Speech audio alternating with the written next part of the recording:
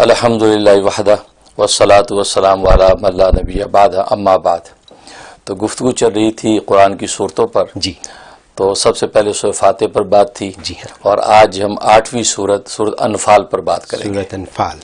انفال جو وہ نفل کی جمع ہے اچھا، اور نفل کا معنی زائد نفع، تو زائد نفع اس لیے اس کو انفال رکھا گیا کہ کیونکہ اس میں جہاد کے قوانین ذکر کیے گئے ہیں اچھا، اور جہاد کے نتیجے میں جو مال غنیمت ملتا ہے تو گویا کہ ایک زائد بینیفٹ ہے جو مجاہدین میں تقسیم ہوتا ہے۔ جی، ایک تو جہاد میں فتح اپنی جگہ پر وہ ایک بہت بڑا بینیفٹ، لیکن اس پہ جو کچھ ملا آپ کو وہ آپ کے حصے میں آئے گا، تو ایک زائد نفع ملا، اس لیے اس کا نام سورۃ انفال رکھا گیا۔ اچھا، جیسے نوافل پڑھنے سے زائد نفع ہوتا ہے، فرائض سے زائد ایک جی، چیز آپ جی، پیش کر رہے ہیں اللہ جی، کے دربار میں، جی، اس کو نفل کہتے ہیں۔ جی، اور یہ 75 آیات پر مشتمل مدنی صورت ہے۔ مدنی سورت۔ ہاں، یہ سرکار مدینہ سرکار دو عالم صلی اللہ علیہ وسلم کی مدینہ ہجرت کے بعد نازل ہوئی ہے، جی، اس لیے مدنی صورت ہے۔ اور جیسے میں نے بتایا کہ قرآن کریم پورا ایک مرتب مضمون ہے۔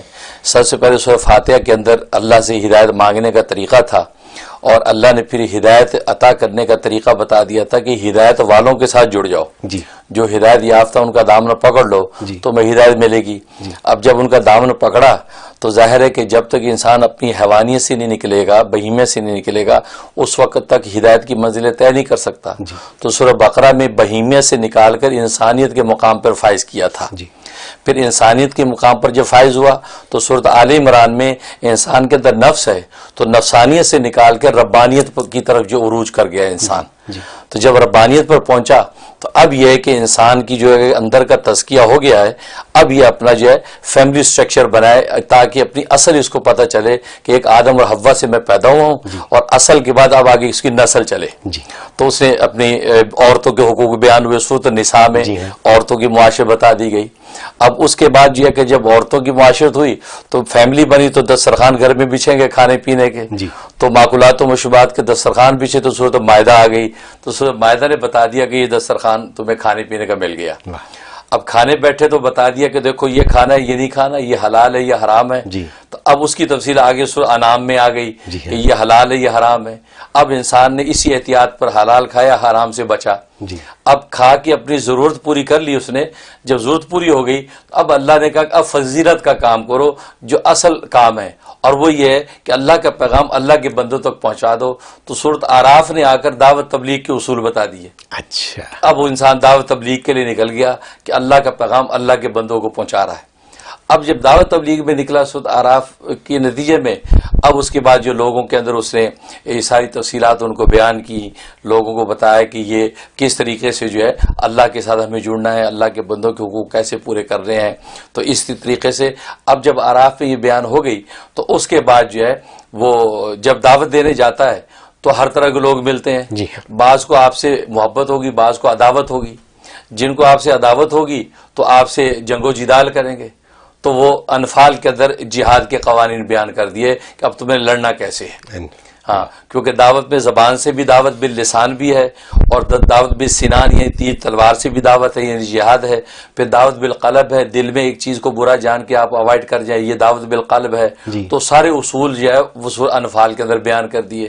تو کامیابی کے اصول بتا دیے اور جہاد کے قوانین بتا دیے تاکہ اگر کسی دشمن سے تم لڑو بھی تو کوئی تم سے زیادتی نہ ہو جائے اور اس کی بھی حدود کے اندر رہ کے تم اپنے احتجاج کو ریکارڈ کرواؤ اور اپنا دفاع کرو اور اللہ کا پیغام اللہ کے بندوں تک پہنچاؤ۔ تو انفال کے اندر وہ تفصیلات بتائیں، اور اتفاق ہے کہ غزوہ بدر ہوا تو غزوہ بدر کے اندر اہل ایمان کو چونکہ مال غنیمت حاصل ہوا تو مال غنیمت کی تفصیلات اس میں بتا دیں کہ دیکھو مال غنیمت ایک ایکسٹرا نفع ہے تمہارا، لیکن اس کی نگاہ تمہاری اس پہ نظر نہیں ہونی چاہیے، نظر اللہ پہ ہونی چاہیے۔ جی، یہ اللہ نے تمہیں ایک دنیا میں معمولی بینیفٹ دیا، لہٰذا وہ مال غنیمت میں کوئی خیانت نہیں کرنا، جتنا جس کو ملا وہ یا سپہ سالار کے حوالے کر دے، اب وہ سپہ سالار اپنے طریقے پر تمہیں تقسیم کرے گا، اور اللہ کے رسول کا اس کو مال سمجھیں، اپنی ذاتی جاگیر نہ سمجھیں، اور اپنی نگاہ اللہ پر رکھیں۔ یہ اصول جو ہے اصول کامیابی اور میدان جہاد کے قوانین سورۃ آراف اس کے اندر سورۃ انفال میں بیان ہو گئے. اب اس کے بعد آگے ہم توبہ پر چلیں گے تو آگے گفتگو جاری. تو یہ انفال جیسے کہ نوافل، زیادہ نوافل پڑھنے کی بات ہے، تو کیا جہاد بھی نوافل میں آتا ہے؟ نہیں، جہاد نوافل میں نہیں، نوافل میں نہیں، لیکن جہاد کرنے کے نتیجے میں آپ کو زائد بینیفٹ ملتا ہے مال غنیمت. تو یہ بات مال غنیمت پر ہے، کیونکہ جہاد تو اپنی ضرورت کے تحت فرض عین بھی ہوتا ہے، فرض کفایہ بھی ہوتا ہے، اس کے اپنے مراتب ہیں. ٹھیک ہے، لیکن وہ بینیفٹ جو زائد وہ اس کا مال ملا جو آپ کو جو کفار مشرکین بھاگے ہیں میدان جہاد میں سامان چھوڑ کر، وہ زائد نفع قرار دیا کہ وہ زائد بینیفٹ آپ کو ملا. اس طریقے سے اس کی پورا ہوا.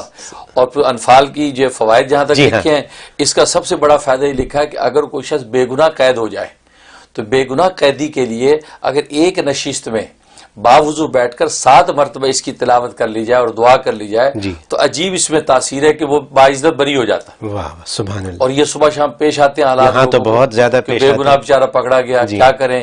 تو جناب اس کی تو ویسے ایک دن میں کام ہو جاتا، ورنہ یہ جو ہے 21 دن تک روزانہ اگر اس کا ختم کرتے رہیں تو بڑے سے بڑا بے گناہ قیدی جو ہے باعزت بری ہو جاتا ہے. یہ انفال میں خصوصیت.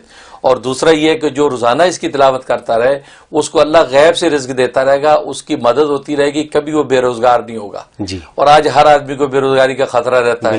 اگر جاب لگی ہوئی ہے تو اندیشہ رہتا ہے ختم نہ ہو جائے، تو سورہ انفال کی تلاوت کرتا رہے، جاب نہیں جائے گی. یہ سوال تو ہر وقت آتے ہیں. ہر وقت آتا ہے. ابھی آپ نے یہ فرمایا کہ ان لوگوں کے لیے پڑھا جائے جو کہ بے گناہ قید میں ہوں. بالکل. یعنی جو گناہ کے بعد قید میں ہوں تو ان کے لیے اتنی کارآمد نہیں. اس میں اگر پڑھیں گے تو ان کے لیے اللہ نرمی کے حالات پیدا کر دیں گے، لیکن ان کو اپنے گناہ کی توبہ ندامت وہ تو ظاہر ایسے موقع میں انسان کو ہونے لگتی ہے. تو ان کے لیے بھی اگر آپ پڑھیں گے، اچھا سوال کیا آپ نے کہ وہ ان کے لیے بھی اگر پڑھیں گے تو اللہ ان کے گناہ کو بھی معاف کر دیں گے، سزا آسان ہو جائے، سزا آسان ہو جائے. اور ہو سکتا ہے کسی ایسی خاص موقع پہ چھوٹی جائیں، جیسے ہوتے ہیں نا کہ بادشاہ وقت کو اجازت ہے کہ آج 100 قیدی رہا کر دے تو اس بینیفٹ کے تحت آزادی کر دے.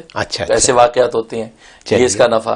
اور ایک نفع اس کا یہ ہے کہ جس دشمن سے اگر کسی سے تمہیں ڈر ہے، معلوم نامعلوم دشمن کوئی آپ زبان سے تکلیف پہنچائے گا یا ہاتھ سے پہنچائے گا، ایسا خوف رہے تو سورۃ انفال کی تلاوت ان دشمنوں کی نیت سے اگر کر لیں گے تو کسی دشمن کو یہ مجال نہیں ہوگی کہ وہ آپ پر ہاتھ ڈالے. اللہ غیب سے آپ کی حفاظت کا حصار بنا دیتے ہیں، یعنی یہ حصار بن جائے گا، حصار بن جاتا ہے.